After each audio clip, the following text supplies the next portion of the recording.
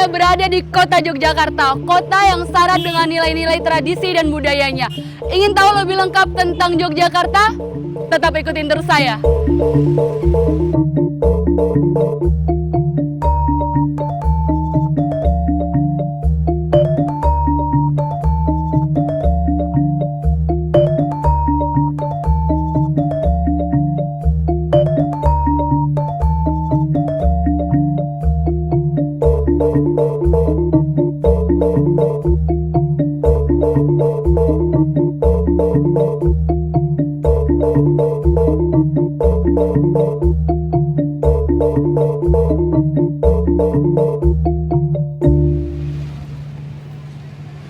Berkunjung ke Yogyakarta, rasanya tidak lengkap kalau pulang tidak membawa souvenir.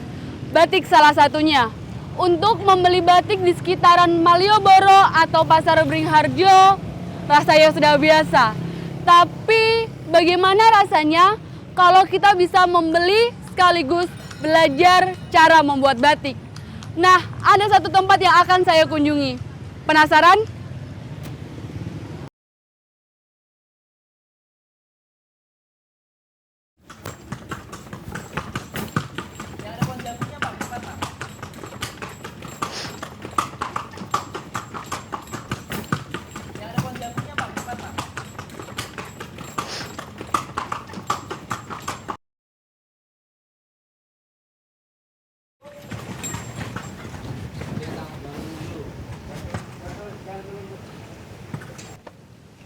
Makasih ya, Pak.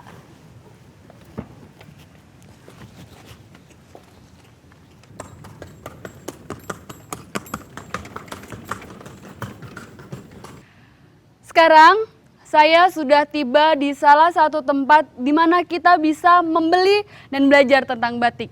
Salah satunya adalah Museum Batik Yogyakarta.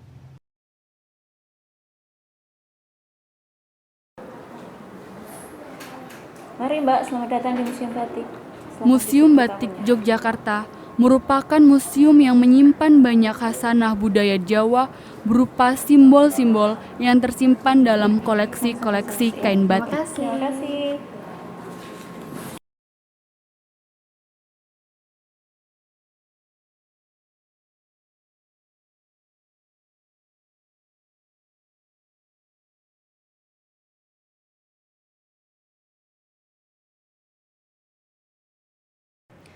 Saya sudah berada di Museum Batik Yogyakarta. Di sini kita bisa melihat ratusan koleksi batik dari seluruh wilayah di Pulau Jawa. Katanya ada batik yang berusia lebih dari 100 tahun. Kita cari tahu yuk.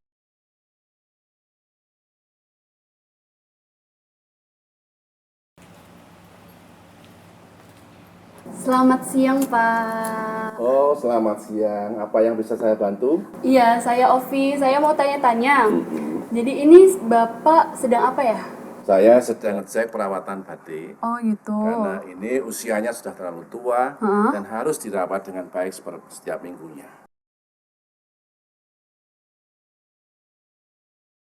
200 tahun. Ya. Wow, jadi udah tua banget Ya, ya, Pak. betul. Udah 2 abad ya 2 umurnya. abad.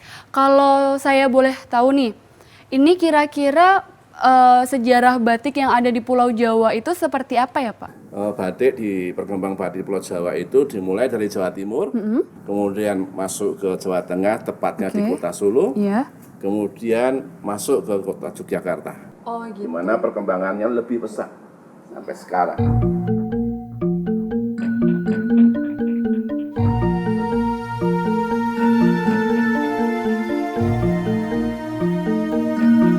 Membatik adalah menggoreskan sesuatu yang bermakna.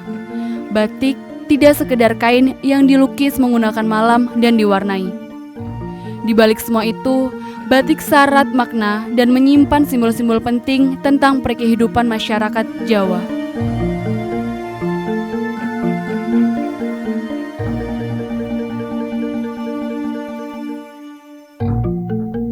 Nah, ini adalah batik-batik pesisiran dengan bermacam-macam warna.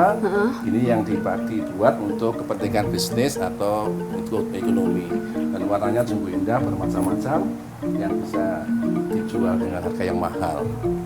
Bagus sekali ya, Iya, Pak ya. Makin lebih bagus dan menarik.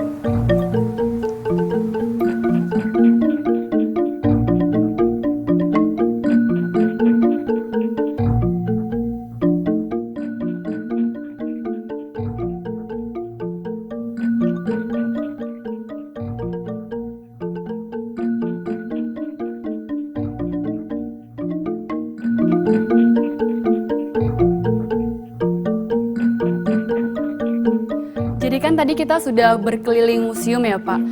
Sekarang saya mau tanya nih, kira-kira apa perbedaan antara batik Solo, batik Jogja, dan batik pesisir? Ya, untuk perbedaan batik Solo dan Jogja Hah? itu sangat tipis perbedaannya. Nah, contohnya ini seperti ini batik Jogja, Iya. coklat kegelap atau putih terang seperti ini. Sedang batik Solo itu coklat menuju ke arah kuning emas. Oh, seperti ini. seperti itu. Kalau batik pesisir, Kalau batik pesisir itu warnanya lebih banyak dengan warna merah, kuning, jingga, oranye, dan itu dipadukan sedemikian rupa sehingga lebih hidup. Dan mengapa dibuat seperti itu? Karena batik pesisiran itu dipakai untuk kepentingan ekonomi atau bisnis. Sedangkan batik Solo dan Jogja dibuat untuk kepentingan ritual agama. oh, jadi mungkin setiap motif, setiap warna itu akan berbeda untuk Iya, ritual betul. tersendiri seperti itu.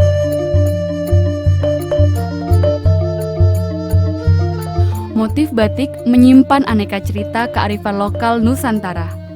Koleksi kain batik museum berasal dari beberapa daerah seperti Yogyakarta, Solo, Indramayu, Pekalongan, dan tempat-tempat lainnya.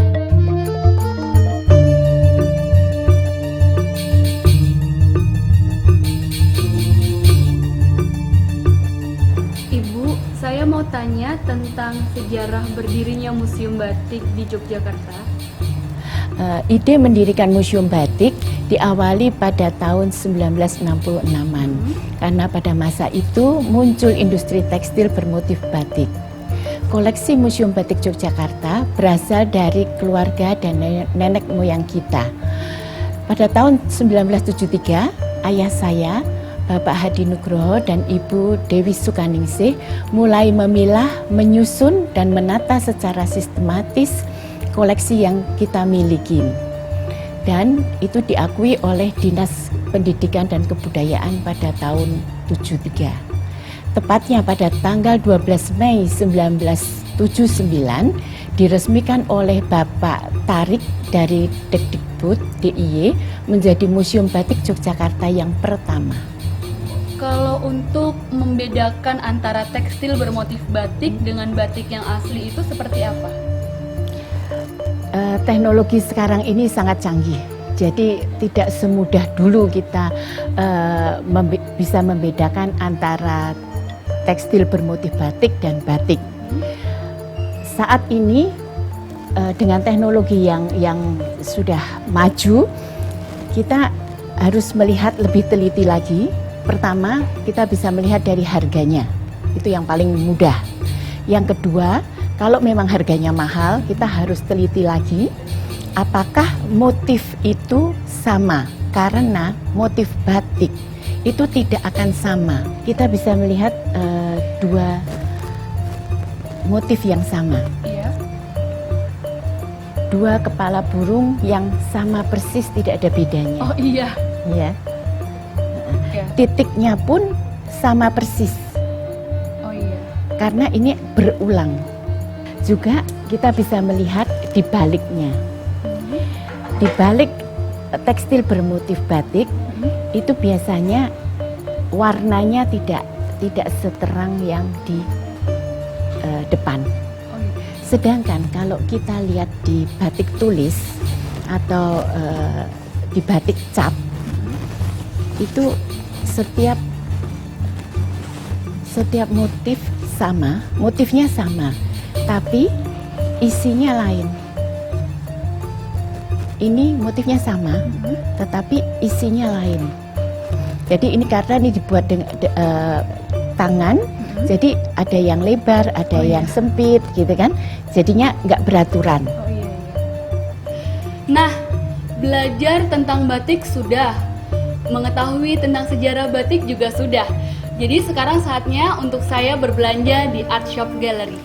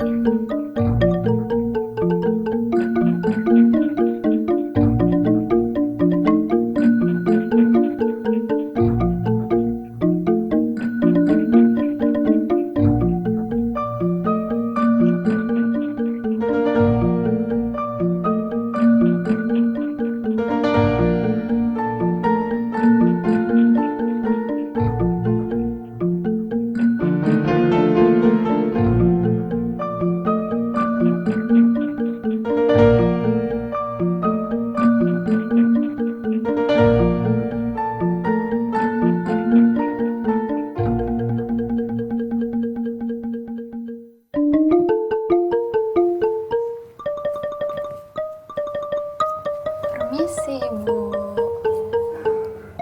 Iya, ini lagi proses apa? Membatik ya. Biasanya kalau kayak gini berapa lama? Dari awal sampai sekitar 4 bulan. 4 bulan. Ya ampun. Kalau ini namanya motif apa, Bu? Pekalongan. Motif Pekalongan. Boleh saya belajar? Boleh. Boleh. Terima kasih.